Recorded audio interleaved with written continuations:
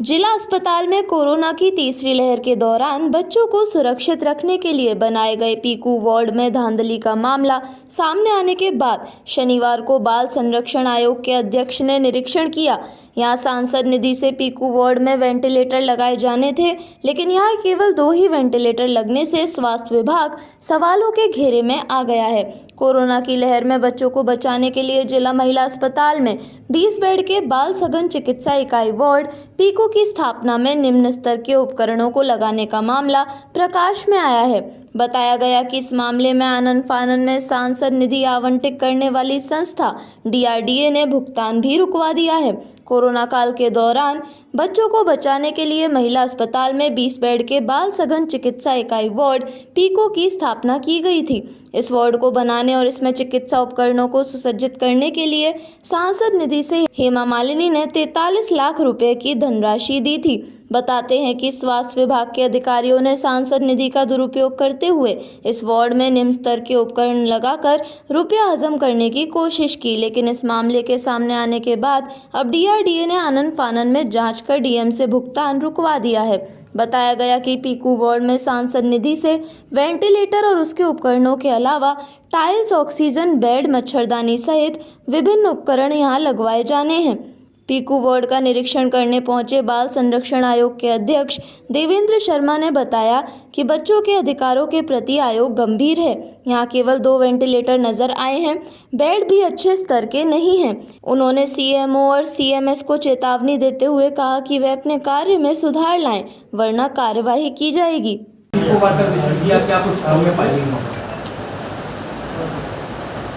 Piku ward का निरीक्षण मैंने पहले भी किया था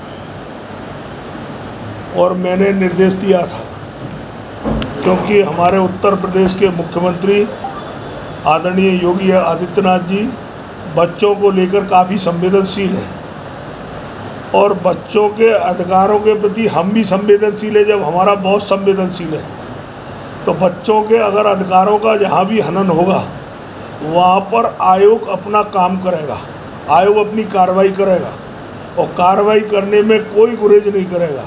जैसा हमारे मुख्यमंत्री जी का कहना है कि भ्रष्टाचार के लिए कोई जगह नहीं है उत्तर प्रदेश में, और मैं आज आपके माध्यम से कहना चाहता हूं कि भ्रष्ट आचरण मुझे, क्योंकि आप मेरी फितरत जानते हो, भ्रष्ट आचरण मुझे पसंद नहीं है।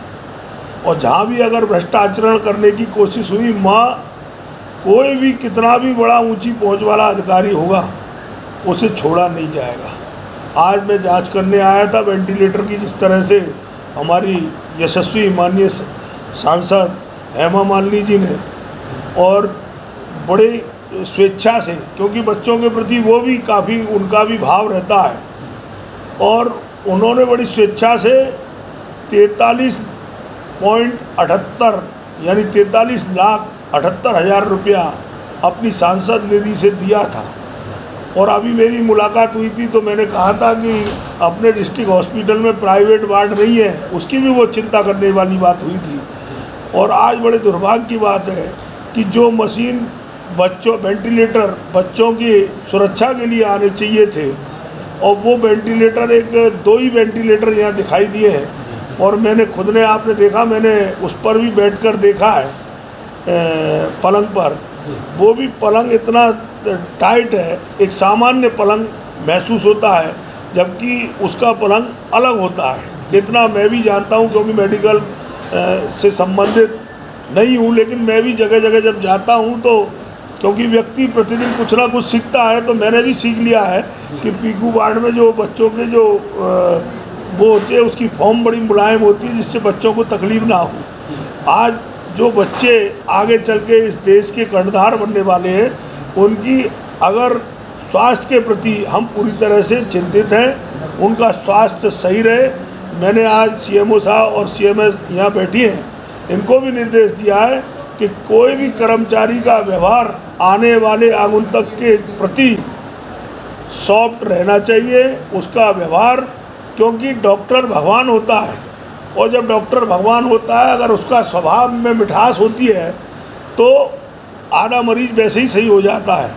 इसलिए उसको भी समझना चाहिए, जो हमारी यहाँ सिस्टर वगैरह हैं, कि आम जन से अपने व्यवहार में वो ठीक तरह से पेश आए। नहीं तो मैंने कहा है कि अगर अभी मुझे जानकारी प्राप्त वधू हुई, सूट और साड़ी एक ऐसा शोरूम जहां मिलते हैं आपको बेहतरीन डिजाइनर कपड़े जो चर्चित हैं। अपने डिजाइनर सूट और साड़ी के लिए मथुरा शहर में शीघ्र पधारे। वधू सूट साड़ी और किड्स वियर कृष्णा नगर मंडी चौराहा मथुरा।